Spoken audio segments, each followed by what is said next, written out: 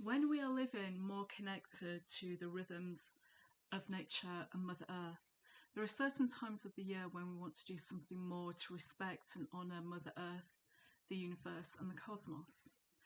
It could be something seasonal as we change the seasons, moon phases, sea tides, the equinoxes, and also when it comes to a solstice, and we are approaching the summer solstice. The solstices always give me a dilemma. Firstly, I have difficulty saying the plural of it. But secondly, for a solstice, it's getting up early with the sunrise, going to bed late with the moonrise.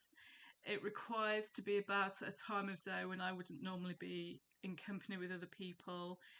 Specific places are known for this energy, so we can't always get to the places that perhaps we're meant to be or think we should be. And there's certain rituals that go along with that, and there's lots of people around. And all of that I think is wonderful. And when I see the pictures on TV, I think it's great, but it doesn't resonate with me. Being in a large collective can be a wonderful way to harness energy if you're all on that same wavelength. But if you're not, then, this may happen to you because this is what happens to me in certain collectives. My energy is drained. I'm completely drained instead of feeling nourished. I'm exhausted instead of feeling vitalized, and I feel empty instead of fulfilled. It doesn't do the things for me that I would hope it would do. It does the opposite. Now, it's great if it works for you and that's what you want to do, but if you feel a little bit like me that kind of collective experience is not for you, but you still want to do something for yourself to honour and respect the summer solstice and Mother Earth, then we can. We can all do small things that we can integrate into our everyday life. And I'm going to tell you what I'm doing for this solstice. So if some of what I tell you that I'm doing resonates with you, give it a go. If you feel inspired to create something of your own or adapt what I'm telling you, go for it. Because the more of us that are doing this in our own way that feels comfortable, that feels a valuable and meaningful honouring and respectfulness to Mother Earth, the more she will appreciate that. So here we go. Here's what's happening.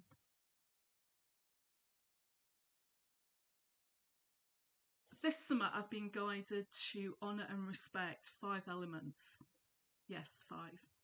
Air, earth, fire, water and wind. And I know we usually talk about the 4 elements, but I've been really drawn to including the wind in this one. So for me, my starting point was to tune into how can I respect those 5 elements and honour Mother Earth.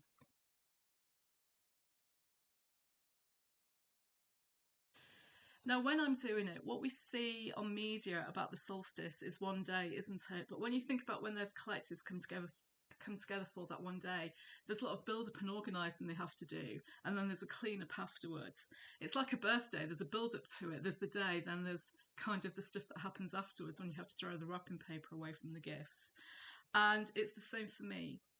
I am doing something starting from Monday the 16th in the lead up to the solstice, and there'll be some extra things that I do on the Saturday, and probably I might continue to do some of those practices for a couple of days afterwards as well. So solstice may be one day, but the rituals are probably going to last about a week for me.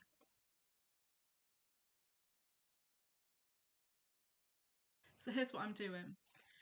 To honour air, I'm going to cleanse my home. That's my starting point. And you can do that with sage. You can burn some sage, or you can use a diffuser and put some sage oil in and diffuse. But for me, it's sage incense. I'm really liking incense at the moment. So I'm using some plain white sage. I've also got some of the sages that have lavender for daydream, one that's guided for miracles, and some others with different scents in. And I'm going to cleanse each room of my home and space on a different day. So by the end of the solstice, it will all be cleansed and ready to go into the summer. When I do that, I'm also going to use that as an opportunity for quiet time and to meditate. So that's one ritual already, or one spiritual practice already in place. It's the cleansing and the saging of a room at a time, day at a time, and a meditation that goes with it. a day at a time as well. To honour Earth, I'm going to spend more time barefoot in the house and garden. It's it's that connection to being grounded. That's what Earth represents to me. It's the connectedness to being grounded. Um, and if feasible, if there's somewhere I can do it outside, if I'm in a park or a piece of grass area that's where I'm on my own and I can do that, get my shoes and socks off to do that, I will as well. If you live near the coast, if you can go for a paddle, get your feet in the sand, however it may be safe for you to do that. And if it's not something that you can do because you don't feel comfortable, that's fine, don't do it. Keep your socks on, walk around the house again as long as it's safe. Find a way that works for you, but to honour that, spending most of that week barefoot. For fire, I am going to burn a soy wax candle for peace. It's a very specific candle I have with essential oils in the soy wax to enhance and create a feeling of peace. So I will sage in the morning to cleanse my space, and I'm going to burn the candle for peace in the afternoon. And I'm also going to meditate with that candle as well, because what we need in the world right now, or what a lot of us feel we need and would like to have more of in the world, is peace. An end to conflict, an end to hatred. We want more peace, more compassion and integrity. So as well as doing some of these small rituals and practices to cleanse my home and my space, I'm going to use that time for fire, to burn my peace candle, to meditate for peace and compassion in the world. Now, when it comes to water, I have to be very aware of my environment right now. So we've had a very dry spring in my part of the world and a very dry summer, and the reservoirs are very low, and we've already received one email from our water company to ask us to be more mindful with the water usage. So that's really my action for my solstice week of rituals, is to be more considered with my water usage. Now, if that wasn't the case, what I was hoping to do was be able to have a bath on the day of the solstice. Of course, I have showers on the other days, but specifically a bath on the day of the solstice with some Himalayan salts, for reviving my skin, so cleansing the space and cleansing my outer body. That may not happen, and that's okay. I can still use those salts in the shower, but it will be to honour Mother Earth. It will be cutting back on water usage for us. And as I said earlier, the wind has come in for me. It gets ignored, it gets caught up with, it's part of air, but for me, it's two very different things. And wind is a really important element for abundance for Mother Earth. Wind and air scatter the seeds. The wind is shaking away dead leaves from trees so they can grow and helping, the ecosystems in our planet. So for me, when I go on my daily walks with the dog, it's going to be conscious listening to the wind. When the wind comes past you, it brushes past your ear and you think you can hear a sound, or it makes the noise that reminds you of a word or a sound. Very consciously doing more of that. To noticing the feeling that comes up, the sensation I have, and any words that come to me, and to consciously remember them so I can journal about that when I get home. Because messages can come in the wind. You can hear the wind go past you and feel like you hear a word, and that could be a sign for you.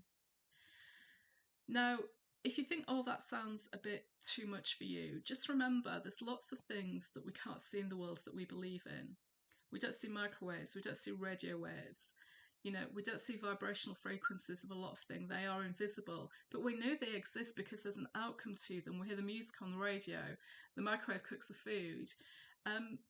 So why can't we believe that there's something in the wind that could give us a message, something that we could hear, but we can't see?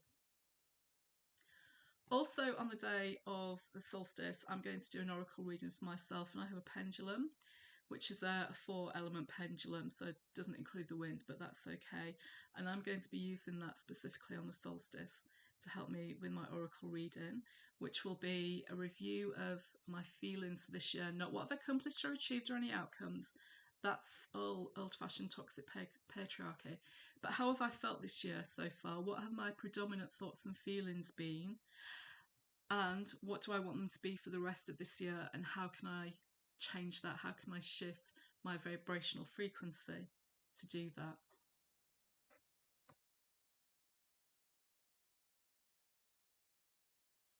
So that's my summer solstice practice and rituals that I'm sharing with you. I'm keeping it simple, I'm keeping it very kind of like focused, if you like, just on the concept of the elements. So if there's something here that you think you can do, like burn an incense stick every day in each of your rooms to cleanse it, listen to the wind, walk barefoot, whatever it is you can do, adapt it for you to the time of day that works in your routine. Or if this has inspired you to create something different, then let me know. Leave me a comment to let me know what it is that you're doing. Until then, wishing you a very happy solstice and a very happy summer. I'll see you soon. Bye.